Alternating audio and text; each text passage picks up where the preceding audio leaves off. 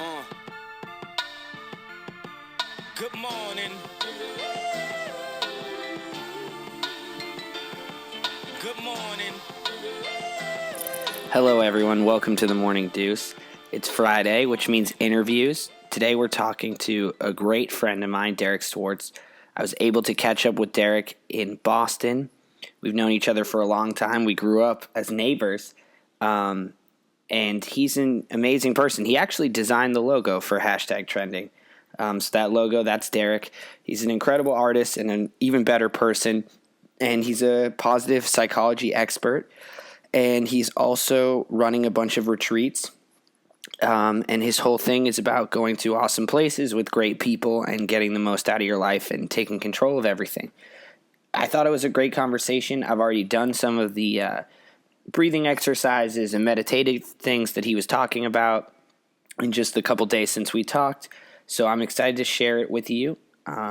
It's long, but enjoy it. It's really good. And yeah, that's it. Happy Friday. I'm out. Here you go. All right, so I'm here with Derek, a wonderful friend of mine who lived 2 doors down from me in high school. Neighbors! I know. And now you have hair as long as mine was in high school when you had short hair in high school, I feel like. Yeah, someone's got to grab the baton, right? I know, now that my hair is regularly sized. You've been domesticated. I have been, but you were the exact opposite. You got the beard. Yeah, I still am a little rebellious from in the chin area. There you go.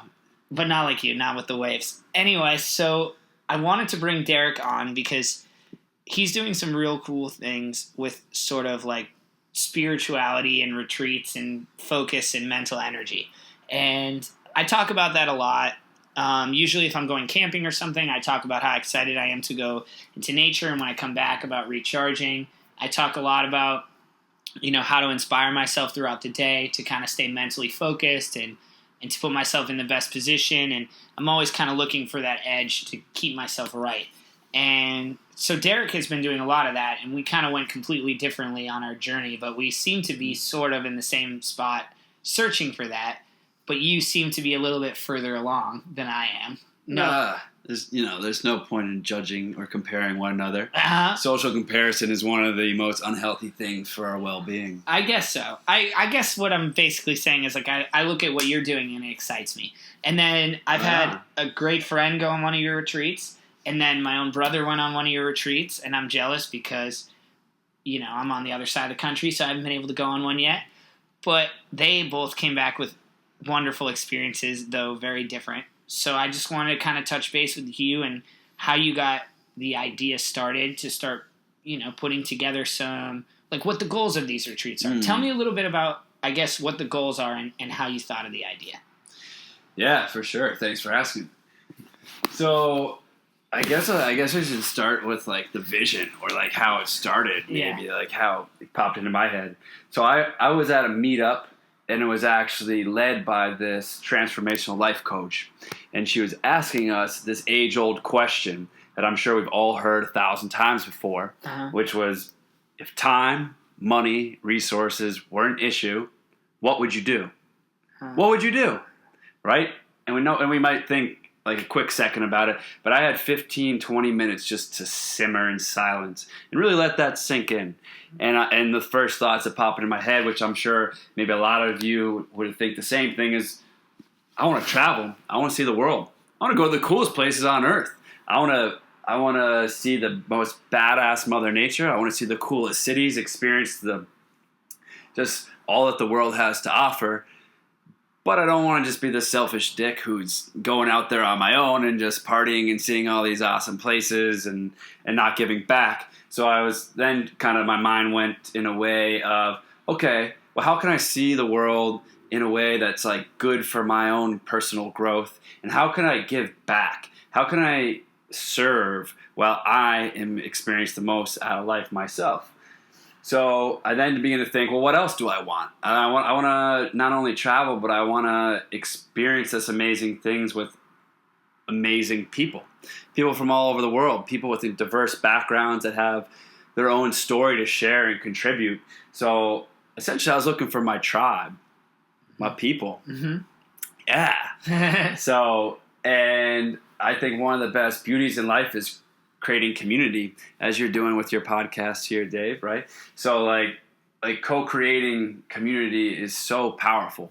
So my vision was to have these retreats to the coolest places on earth and have everybody come from all over the world, wherever they may be along their path, and co-create these communities for weekends or a week long, whether Machu Picchu in Peru or Mount Kilimanjaro or like the jungles in Southeast Asia, but going to these incredible places, taking people to these amazing places and creating awesome community that's around like self-improvement stuff that's essentially soul nourishment. So like you're coming together, you're doing yoga, you're meditating, you're having a lot of like group discussions, all community oriented, so family style meals together, and you're doing adventure. So you're hiking, you're kayaking, swimming, rafting, climbing, finding something awesome, whatever was applicable to the environment that you're in. And all along being your ridiculous, silly self, being a complete goofball, dancing around like a lunatic, dead sober during the middle of the day. That's what we do. We get weird. Like we have a blast, like spontaneous group massages, whatever, right? Like whatever the vibe of the group takes it, that's where we flow. So how much planning goes into like from I want to pick a spot and then I need to, recruit people and then I need to get this all together, and then once you do that, you obviously have to plan activities. So you're like, how much structure versus not structure, all that. How much planning goes into it on your end? It takes a lot of planning in terms of like first off, you got to like you create your intention. You have your vision. So first off, I've been doing them local around New England area because that's where I'm from in Boston right now. Mm-hmm. So I did the first one up in Vermont. The second one was in the Adirondack Mountains up in upper state New York. Mm-hmm. And this past one was up in Maine. So I find this house and you have a vision and you have this conceptualized of this is what I want it to be. This is the experience that I want. And then you just decide, you commit and you say like, I'm going to resolve to make this freaking happen no matter what. Pick a date and you just start promoting it, marketing, reaching out to your friends. I've only done it organically so far, only reaching out to the homies in my network, and people bring their friends. It's beautiful. The first one I did was 16 people. The next one was I cut it off at 19. This past one was smaller, trying out at 10. But these past two ones, half the people I didn't even know before they came because they're friends of friends, which is amazing. Like we had 19 people come to the second one, and no one knew more than 2 or 3 people. So you have these people that are coming from all over that I met in the most random ways, walking down the boardwalk in Florida. Some dude had a Sox hat, and I just high-fived him and was like, what up? And then we became buddies. He was up in Boston. He came. People from my hometown, people from college, people from I met on the street, like around Boston, just walking down, and whatever random connection. And these people come to together, and by the end of the weekend, everyone's just not even by the end of the weekend, a few hours in, everyone's hugging, being best friends, sharing story, because it's an incredible bonding experience, getting away, getting out of the city, and just like you said, you enjoy these weekends out in nature, but doing it with an awesome community that's not going just to get fucked up, right? Well, that's what I wanted to ask. Yeah. So sometimes I'm sure people are going and their idea of a retreat is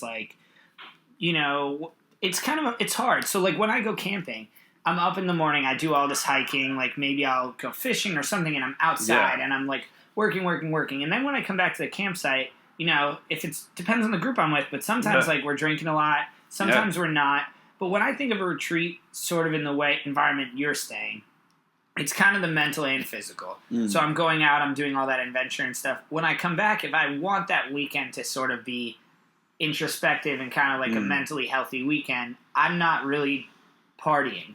But I can understand, especially that you're starting this sort of business, if you don't want to say this isn't a party weekend because maybe you might have people who don't want to participate. How do you sort of balance the Yeah, it's a great question. It's tough, right? And I'm not trying to control anybody, right? The cool thing is I've been organically going back to your question of how do you plan and stuff. I kind of feel the vibe of the group, right? The whole tribe that co-creates kind of gives a feel some of them have been a little more a party in the night. I'm not saying, hey, you can't drink, right? But I do ask hey, wait till we're done with the activities. Don't be day drinking, because then you're not going to be there mentally.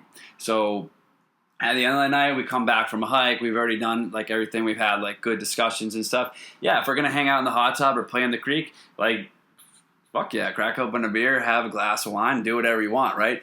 But I found that it's just organically like moved away from this need to change your state via substance. Mm-hmm.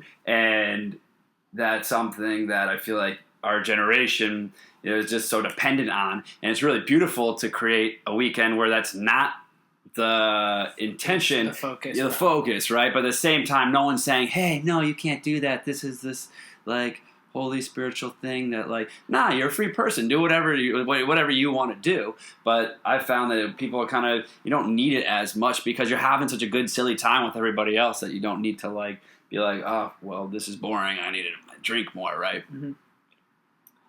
Yeah. So what about on like a day-to-day level? Because the retreat stuff is amazing. And the idea of doing that, and like, I love when I get away for a weekend camping. But sometimes my battle is like being mentally and physically healthy and sort of zoned in while balancing that with a stressful work environment and like at times what can be a difficult job. And I know you work a 9 to 5 like everybody else, and your job has deadlines and stress and all of that stuff. How do you kind of, outside those retreats, build off them? Because when I think of a weekend, like a camping weekend, I get back on a Monday, and I try to keep that momentum and feeling going from like that mental health and physical health and just being outside as long as I can. You keep the train going pretty well. How is that? How are you able to do that? Yeah, you nailed it with momentum, right? So 2 of the scariest things in this world are A, not having any momentum, being stuck. It's miserable. It's depressing, right? But just as scary is having momentum. Yeah. Riding that cosmic wave, baby. So keeping that momentum, to your question, daily routine. I think that daily personal growth has been essential to my every manifestation that I want to create is due to a daily practice that I've evolved over the years. So I actually have given a couple talks on the Morning Miracle. I'm giving another one in June in Somerville over here. And my favorite book that I've read on the subject is called The Miracle Morning by Hal Elrod. And this is a guy that was like crushing it as like a Cutco knives salesman, and then got into a terrible car accident where he died, was pronounced dead, broke like every bone in his body, came back, had all these like struggles, right? And he found that ultimately it was a morning routine that was enabled him to that sure lasting success, that progress, right? Mm-hmm. And as Tony Robbins talks about, progress equals happiness. Mm-hmm. And the only way to ensure like daily progress is to do shit every day. So like for me in my morning, I wake up every morning, I do some like breathing exercises, I meditate. Well, tell me a little bit about the breathing exercises you do. Yeah, so you can take it in whatever way you want. I kind of do like if someone was listening and they were getting up and they're like, I'm not great at meditation, I'm not great at this, but like what can I do as a breathing exercise to put me in the right headspace? Mm-hmm. So the fastest way to change your state is to change your physiology. Mm-hmm.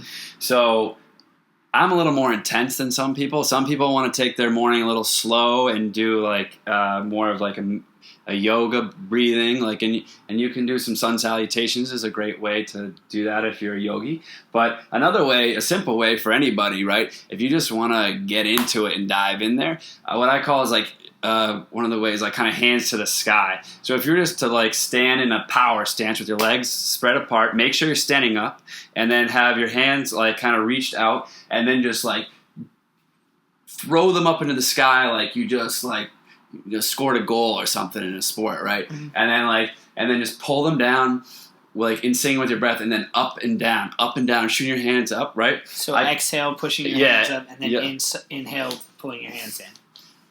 Yep. And it's nasal breathing? Yeah, I do nasal breath because that way it triggers you want to breathe from your stomach, mm-hmm. go up through your nose. And there's a million different ways you could do this, and this isn't like any like special way, but I just find it works for me. But I put on this special like song that I have on YouTube that just really inspirational. It's instrumental. It gets me jazzed up, and like by the time I come out of it, I'm like, you're kind of a little bit out of breath, so that changes your state where you're like, whew, like which you could be like almost like half asleep, right? And you come out of that, and then I do my power move, which is something everyone can do their own move. But for me, like I like slam my hands into my chest and I yell like, ah! And I got that power move, which that just awakens me. I'm like, woo! Like it's time to crush the fucking day, right? Yeah. So when I do that, now I'm in this peak state so that if I want to meditate or if I want to journal, or if I want to read, I want to do some yoga, I want to even make breakfast, whatever the hell I want to do, right? Now I'm alive, I'm awake, I'm grateful for the day rather than kind of this groggy, going through the motion autopilot. It wakes me the hell up. You can do whatever works for you, but I think having a morning routine is so essential to get you out of just this autopilot, like average day. The morning's your rudder for the day. So if you have an average morning, you're going to have an average day. You have an average day, you're going to have an average week, you're going to have an average week, you're going to have an average year, you're going to have an average life.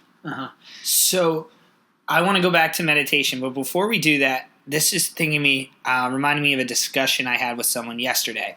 He was saying his two best friends from high school both became Buddhist monks. And they both went to a monastery for 10 years and came back in 2006. Cool. And he's like, it's crazy to think that these are my two best friends. Now they're back. But they've assimilated.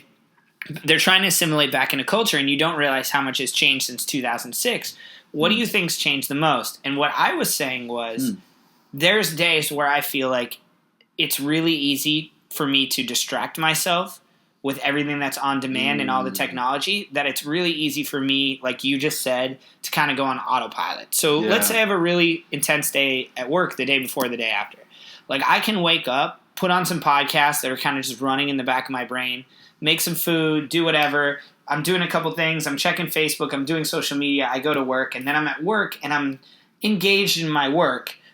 But it's not really who I want to be. It's still kind of an autopilot thing as I go through my work day. Yeah. Then I come home, I'm listening on the radio, whatever. I'm doing other things on podcasts and whatnot. And then I end up watching a television show or two. And like by the time I go to bed, I realize that I've had my brain kind of distracted on autopilot for probably like 90% or 95% of the day. And it's such an easy habit to get into. Do you think that like that morning, like you said, gets you in the right stance? And then what else kind of helps you decide when it's okay to be on autopilot and when it's not? That's the hard time. Sometimes I have to fight myself and be like, you can't listen to this, even though it's a want that I have to kind of let my brain sink into a just like relaxed state.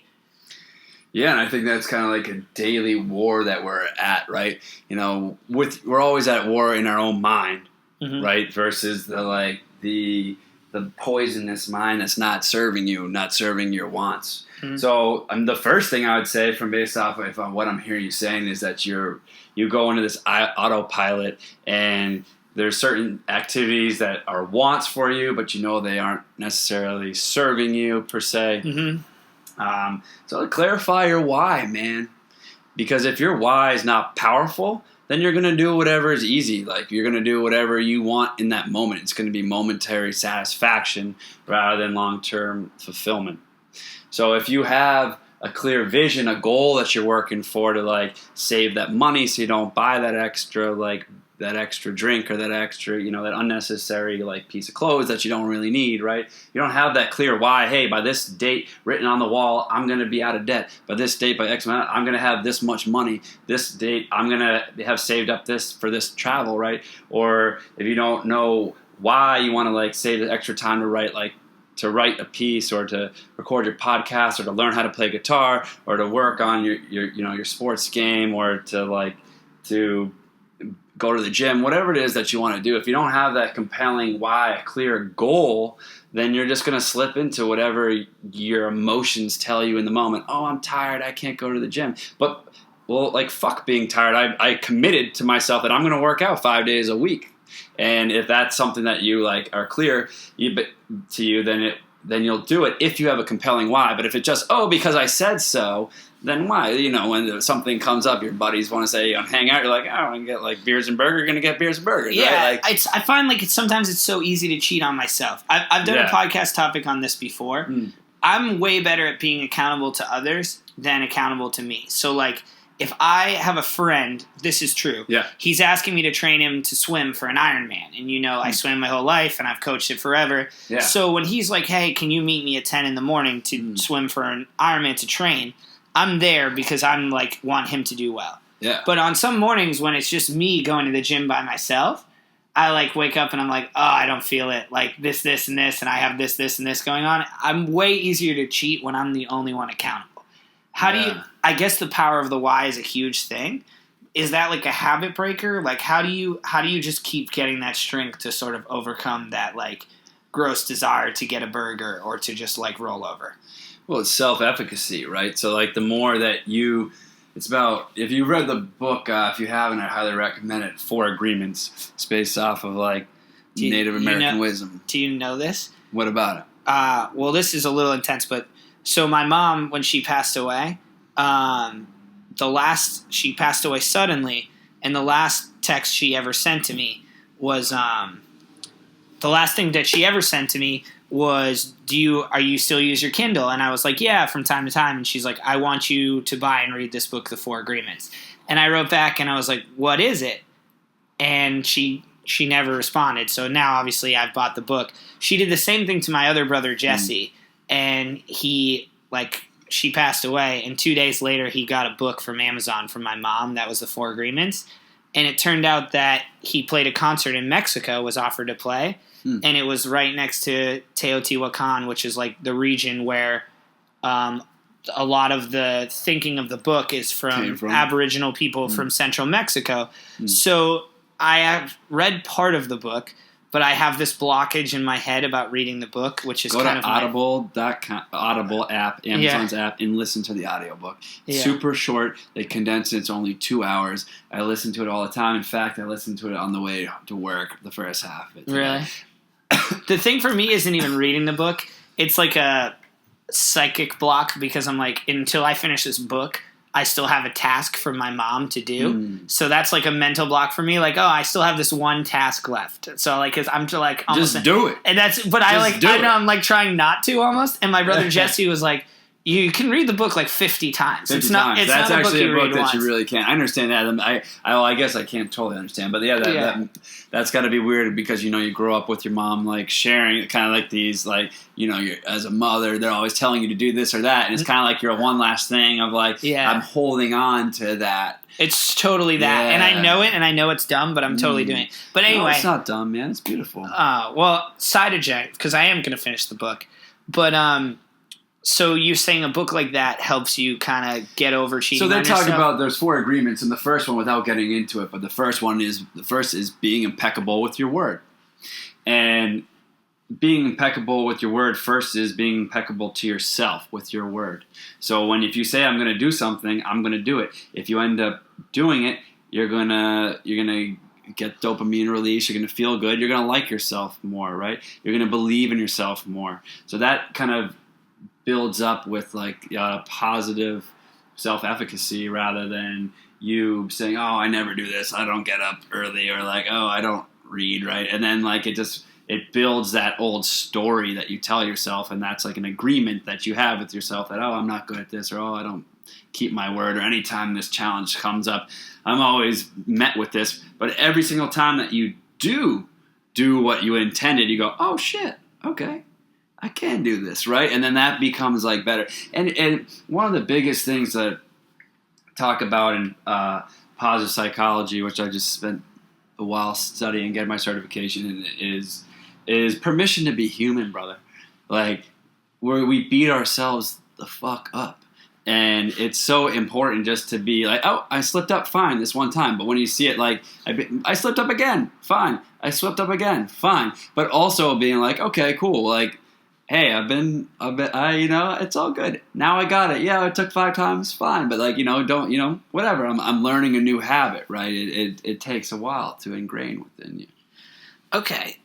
So it's sort of just focusing on it. And then when you do it, really like focusing on the positive feeling you get from that. And then, like you said, just getting that momentum of being like, it felt so good when I did this. I don't want to, I want to get that again. Yeah. So associating more pleasure than pain to something. That's a huge thing. Everything that we do is either gives us pain or pleasure, right? So anything that happens, we associate something pain or pleasure, right? Like, so that's how you change like a habit or what something means to you, right? Mhm. So if you want to stop doing something that you really, really like, it's hard as hell to do. But you got to pick about, well, what are the things that I don't like about this activity, or how it's affecting me or loved ones, and focus on that, like the negative side, so that you associate within your neural pathways that these are the things that are not serving me rather than serving me, right? Like, I used to eat a bunch of candy,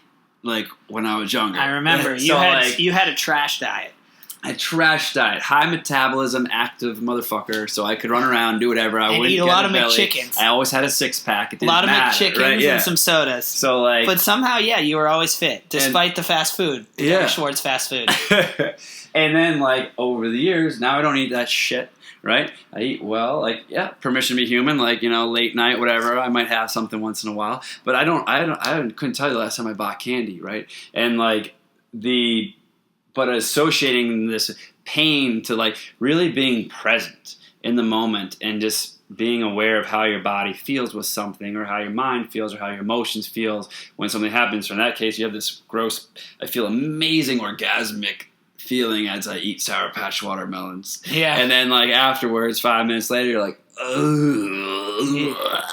And then like, so focusing more on that rather than that like quick like pleasure, right? Yeah. Or like, oh, I hate like walking into the gym. Like sometimes when you're not feeling it, you're tired and you got a bunch of other stuff going on in that day, you don't want to do it, right? But then I don't focus on that. I don't focus on the going there. I focus on the afterwards where I'm like, man, I feel alive. Like I feel great. I eat like much healthier. I don't know. I like myself better after, right? So there's two, and that totally makes sense, because it is like the dread of getting up to go to the gym. If you let that overpower the good feeling of having your day started like earlier and getting through it, that's tough. So keeping momentum and positive momentum, meditation, I think everyone uses it differently. I do like two different types. For me, I do it because I know if I don't check in with myself, if I go too much on autopilot, like we said earlier, that's when I start to get maybe my anxious feelings or my feelings of a lack of comfort, is because I'm distracting myself so much. My brain is like, get rid of the autopilot. We need you to feel this. We need you to be conscious of this. So there's two types of meditations I do. One is sort of like the Buddhistic, try not to think of anything, but like acknowledge your thoughts, but then try to control your brain so you can think of nothing, which is very difficult and it's taken a long time. And I have like a mantra that my grandmother took a transcendental meditation class at Harvard in the 60s. She was a gangster. Badass. Yeah, Nana was awesome. Gangster. Nana. And she gave us all a mantra in the family, like all the grandkids have it. So I'll say the mantra to just focus on my breathing and focus on that. And then I'll kind of just get into the zone where I try not to think too much, get control of my own head. But then I also will have some meditations where I'm just like, what thoughts are coming in? Like, what's really coming in? What am I thinking about? And see if I can let them sort of organically solve themselves in my head. And then a third type of meditation, I guess it's three types. The second one ends up being the first. Like sometimes I try to control my thoughts, but then I notice they're about the same thing. And then I kind of let that feeling come to the forefront and see how I can sort of dissolve it. The other type is I like meditate on something. Like I'll focus on it as though I have it. And it's like people have heard The Secret or like positive affirmations. But I think like I'm going to do really good on this interview. I'm going to do really good on this performance. I'm going to do really good on this, whatever it may be. And I just think it so much until I feel it and vision it and I try to get there. So when you go through the morning, what's a typical like Derek Schwarz meditation like after you've thumped your chest and you've raised your head to the sky and you've zoned in and then you maybe like zone out for a minute? What is the focus of your meditation? So I like to mix it up, like you, right? You can do a mindfulness meditation, like Vipassana style is the first, which would be the first one that you talked about, which is essentially like no mind clear, like you're just being aware, you're letting your thoughts come and go, just as clouds floating by in the sky. You acknowledge their presence and you don't attach any meaning to them and they float on, right? The other type, where your second one, let me think, there's kind of more of like you were just letting your thoughts come as they come to you. It's kind of more just like introspection than a regular meditation in a way. Mhm. Yeah, I find that very useful though. Like be just letting, without I just writing gotta, anything let down, my just let them subconscious come, mind just let it come, fire yeah. off, right? It takes a while to go. One of my favorite analogies about it, especially if you're just starting meditation, is think of your mind as like someone taking a glass and scooping up like water from like a murky creek. And now you put the glass and just let it sit on the table, and just all the silt and everything just swirling around, and all this murk, and it's opaque. You can't really see through it. And if you just let it sit there long enough, all the silt settles, and you have this incredible clarity. So just being and sitting there, your mind will race on and blah blah blah blah blah, and it will eventually just settle, and you have this incredible like aha. Like feeling of just peace, man. That's one of the definitions of enlightenment, is just being immersed and surrounded by peace. And your highest self, that's what it's after. It's after peace. It wants to be peaceful. So before you take any action, before you think anything or feel any way, just try to have the intention of, if you are conscious of it in the moment, to say, is what I'm about to do going to give me peace or not? And if it's not going to give you peace, don't do it. It's like sounds so simple, but it's true. Oh, yeah. Sometimes it's like It's hard. a lot harder It's than hard it in the sounds. moment. Yeah, it's way harder in the moment. But yeah, my meditation-wise, mix it up. I try to do at least like a 20-minute sit. But one of the things that I've found is that a lot of times we'll just give an excuse, say, oh, I don't have the 20 minutes, can't do it today, write it off, right? If you can only sit for 5 minutes, fine. If I can only sit for a minute, I'll still sit there and like be present for a minute. Even if I only have like a second for just one big breath in and out, and just noticing how my body is showing up in that moment is still really powerful for me. I think that's good. I think checking in with yourself is like the most important thing. And I know, like, I've been on vacation and I've been running to see like friends, family, this. And yesterday night was the first time, like, I was staying at my brother's in Cambridge, and he and his girlfriend had fallen asleep, and I sat on the fire escape by myself.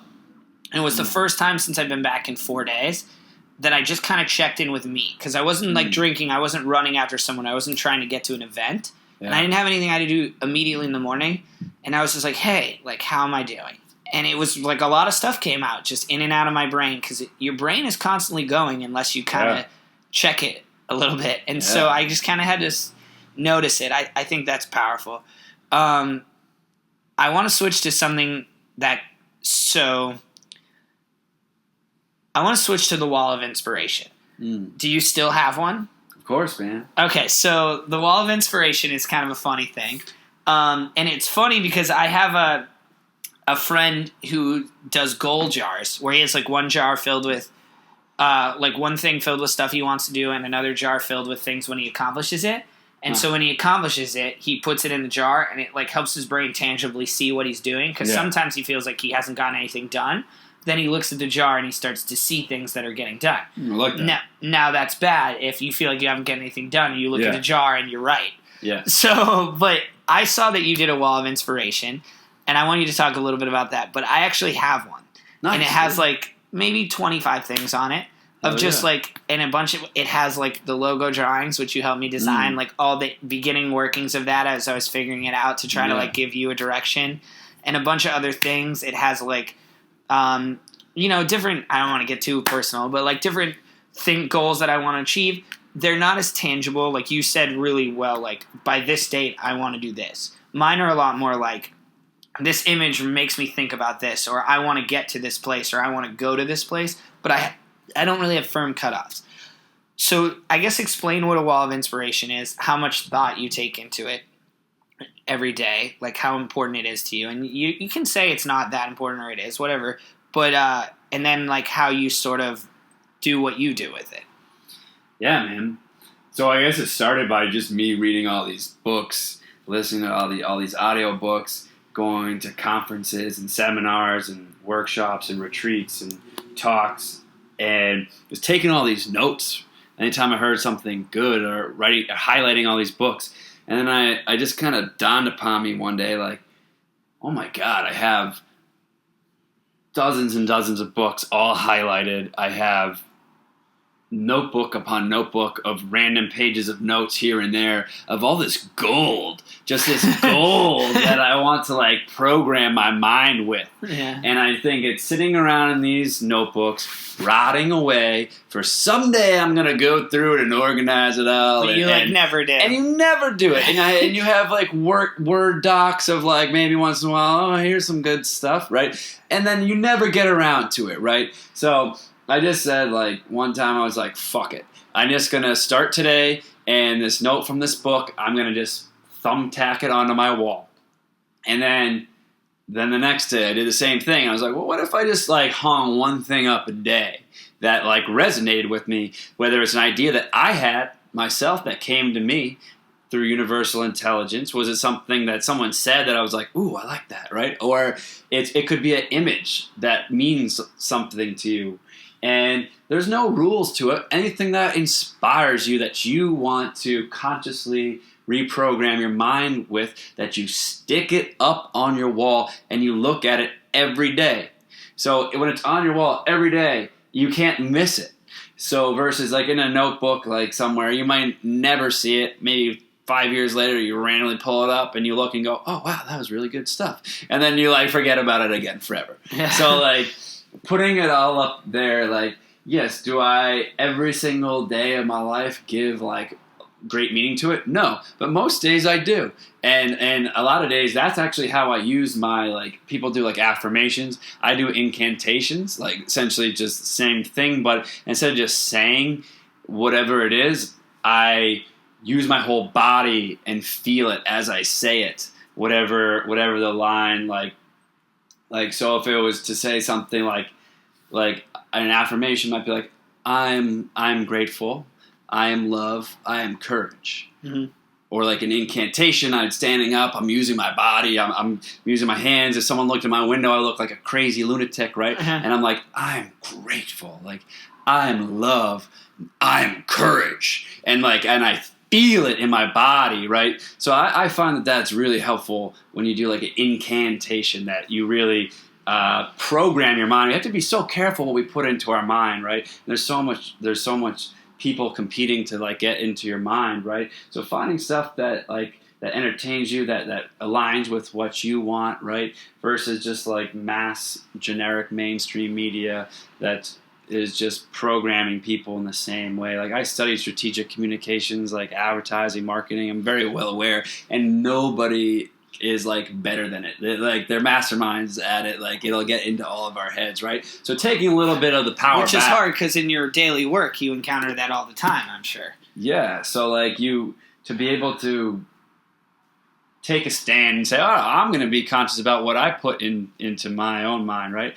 A couple years ago, I stopped watching TV as my New Year's resolution, so I get all my media and other stuff online based off of what I find interesting, podcasts or videos, right? Certain websites, versus just the generic whatever channels are on the TV, right? Mm-hmm. And that's made a profound impact in my life, right? Mm-hmm. So what's an example of, like, if I said to you, what's the most specific thing on your wall, and what's the, like, most abstract thing on your wall? You don't have to. I guess you don't have to say it's super specific if it's personal, but like, how? What's the range of something like that? So, like a super specific, powerful thing for me that I live by is like own your life. Is that on your wall? On my wall, own your life. Like take goddamn ownership. Be responsible for everything that happens to you, good or bad. Own your life, and that's something that I try to live by, right? Uh-huh. And then maybe something. Let me think of something like random, right? Now I'm putting you on the spot. I know you're like a drawer and stuff too. I've seen your wall. There's like visuals as well as words. It's not all words. There's like drawings and stuff and like that as well. But yeah, like I got a silly, just a water droplet with a big shit-eating grin on it that's like like about to cannonball into a little pond that I drew and the pond just ripples. Mm-hmm. And it's ripples. And what that reminds me of is that one little drop can make a massive splash that ripples, or a drop that can make a massive ripple throughout time. It's just a reminder that that we are the ocean ourselves, right? That we are the wave. We might feel like we're just a wave or just one droplet, but we are the ocean at once at the same time, and that one little drop makes an effect on each other. So to help you visualize it, my wall of inspiration is literally across 2 walls of one of my rooms that it probably spans the width, like collectively like 12 feet wide, and it's probably from like waist height to the ceiling, so it's a good like 6 feet tall on either direction. And I just slab shit up there. There's no rules to it. Sometimes I write it out, do something pretty. Sometimes it's just ugly, just scrap piece of note, and I just pluck it up. Do you ever take anything down?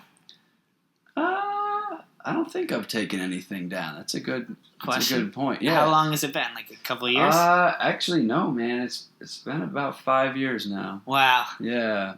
That's crazy. Yeah. And it's cool, man, just to see how you progress and see all this stuff that I've learned at a certain phase in my life, and to be like, wow, that stuff's still relevant, still applicable, and I'm just learning and I add to it. And I would love to add to it more, but like I still do, you know. Like a cool way to start, I would say, is just hang one thing a day if you're interested in it. And you might say, well, I can do like 30, blah, blah. Yeah, just to develop a habit that you can actually sustain. Meanwhile, I'm sitting here being like, if I do one a week, I'm going to be pumped. But yeah, sure. One a week, do one a month, but figure something that like, or just whenever something resonates with you, make a little pile. If you're too lazy to put it up right then, make a little pile where you write it all down. But I just say take massive action and just start it. Just do it. So the last thing I want to get to, because this is really good. But we were talking right before we started, and I mentioned the name, I believe it's Gary Vaynerchuk. You want to look it up. He's a really famous entrepreneur. He's really successful. He's written a couple books. I think one's called Crush It. But he said something to me recently, or like I read something that he said recently. He didn't say it to me. He's way too important to say it to me. But if he wants to come on the podcast, he can. But in the meantime, he said something that resonated, and it was basically too many people live their life waiting for Friday, can't wait for Friday to get here, and then terrified on Sunday that Monday's coming. Like, too many people do that. And he's like, if you want to do it, you spend a little bit of every day working towards something a little bit better. Now we're switching more into the entrepreneurship of this all. But his idea was like, if you like something, do it until you're amazing at it, and then figure out a way to monetize it. Mm-hmm. So instead of waiting Monday through Friday to do what you want, you've created an environment where you're doing something so good that you can figure out a way to make money off it, and then you're not worried about when Friday or Sunday is, because you're waking up every day doing what you like, trying, and you're able to make money off it. And I think that's maybe like a concept that I try to work with is there's days and moments where like my work feels like a blockade to what's making me happy and what I'm good at, and this podcast is an example. Yeah. Like I'm doing this as a labor of love because I like it. And maybe if I get great at it, I will be able to do what Vaynerchuk says and monetize it into something that I can do for every day for my life. Maybe not. But either way, like it's different than your regular Monday through Friday. Is that something that resonates with you in terms of like your sort of positive psychology and these retreats that we went on and all of that stuff? I mean, in terms of taking something like that and taking this that you have and I'm sure it would be a dream of yours to like teach people this and make money off it enough to, you know, be able to teach other people this in different locations and have less inhibitions. Yeah, man, totally. I mean, you got to find what you love to do, as Steve Jobs said in his famous Stanford address, was that, you know, don't settle. Find what you love to do. Don't settle. It's the same thing as a love of your life as it is with your career, you know, or don't not settle. Don't settle, right? You got to find what you love. And when you love something, that love just grows stronger and stronger over the years. And then if you know, as we all heard, if you like love what you do, you never work a day in your life, right? Mm-hmm. And that I do believe in the theory that if you love something and you put your whole heart into it, right? And that's like all your dream, eat, like sleep, everything you feel is about that, then eventually the universe will conspire to help you out, to monetize that, or to even give you massive success in that department of your life. Because if you have the desire, that means the universe has the desire. That just came through you, through your channel, like the channel of your being, right? So to go for it, man. Like don't let like money stop you from following your heart. That would be that's just a shame, man. Just like you're not living your potential to your creative freedom. That like one of the greatest secrets in life is that life is not a process of discovery, but life is a process of creation. I was going to say that because you said that to me before. I was going to bring that up. It's powerful stuff. Because you create your reality. We all are the universe. Which goes with own your life. Exactly. You're not finding it, you're making it. Oh, yeah. Like, we all have this divine ability to manifest and attract whatever it is that we desire and want.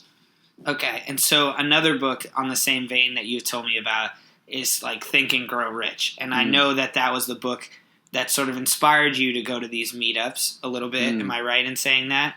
Or was like one of the books that sort of inspired you to like take this direction in terms of like, hey, I want to like expand my brain and like mentally be aware of what's going on throughout everything and take control a little bit. Does that book still have a little bit of a impact on you when you look back at it, or is things definitely. I now? think that one, the biggest takeaway from Think and Grow Rich is like having a definite major purpose. So essentially, like having a why to live. Why the hell am I getting up every day and living? And having and the beauty of, and at first you can take it very literally and you can be very clear that this is my exact date that I want to achieve X, Y, Z in this way. But overall, I think it's just having a vision for your life. And that can change, man. Let it flow. Whatever that direction takes you in whatever way. That's the beauty. That's the adventure, man. But having some direction at any point in your life of like, hey, this beautiful combination of being present and happy in the moment, but also looking forward to the future. And if you don't have something to look forward to in the future when the present moment sucks, then you just feel like life sucks. Rather than, okay, this moment sucks, but it's not going to last forever. It's not permanent and pervasive. It's only in this moment, and it's only in this area of my life. So I think that kind of wraps it up a little bit. Like positive psychology, we talked about the retreats. So what's your ultimate goal for like what these retreats are going to be? You said like building and finding communities that want to go to these amazing places with you and travel and stuff. I mean, if we're putting a permanent goal on where Derek wants to be with this part of his life in like 3 or 4 or 5 years, where is that? Yeah, man. Thanks for asking. I want to have a tribe, baby, a flourishing tribe, where we come together at a centralized location, and there's a community that just co-creating a lifestyle of flourishing, of just well-being, being totally happy, and kind of getting back to some of the roots of like the elements of positive psychology, which are like positive emotions and engagement in your life, doing things that really make you feel alive, that challenge you, and your relationships, meaningful relationships with all the people that you have with you, having meaning in your life, and achievement, so having goals and vision that you want to like create, and vitality, so health and nutrition and sleep and exercise.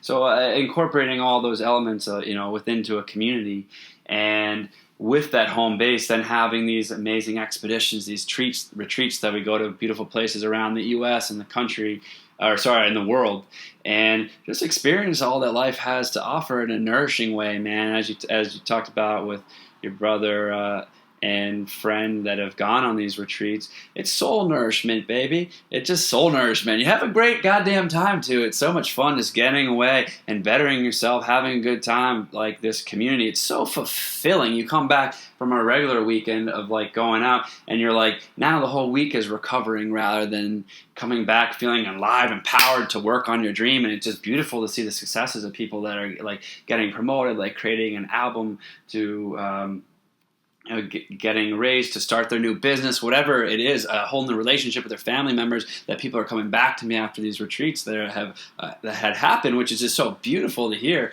So that's what I want more of, man. Everybody to just be the best version of themselves. And if I can help that in any way, then hell yeah, I did my part. That is so funny because it reminds me of like every day, and this is about me, but I guess it's personalized for everyone in their own way. But when my dad used to drive me to school or take me to the bus, or like every day he would leave the house, he would always say to me since I was like 5, "What are you going to be today?" And I would always say, "The best boy I can be." And I started at 5, and I probably said it he probably said it to me this weekend. Like it's second nature. But it is true. Like, if you kind of go through the day trying to make yourself the best version of yourself, that's not really ever a failed day. No. Right? That's all you can do. It's all you can do is do your best. Yeah. Right? And at the end of the day, I believe that life's all about shared experiences with the people that you value most in your life. So I want to be the best version that I can be with the people that I love and share that experience. Well, I think that's a good ending point. Is there anywhere that anyone should like look you up or anything if they wanted to? I just got a new website up called flourishingtribe.com. It's the word flourishingtribe.com. Cool. Check it out. Find out about retreats. I also do coaching if you're interested in one-on-one. And creating community. If you got any ideas, reach out to me. I'm all ears. Let's make shit happen together. Yeah, I'll link this to your Facebook and stuff. And I mean, hopefully we'll talk again another time as I go through some of the stuff. Maybe at some point soon, I will have cultivated enough money, or there will be a retreat close enough to me that I can get on board with one of these, and we can do one of these either on the retreat or after the retreat and talk about that experience. That would be really cool. I feel like a little bit a chronicle of what's happening. Plant the seed and manifest it, baby. The seed's been planted. It's happening. It's only a matter of time. Put it up on the wall. Put it up on the wall. All right, awesome. Well, thanks, Derek. So flourishingtribe.com. Yeah. Cool. Awesome. All right. Thanks for having me, Derek. No problem.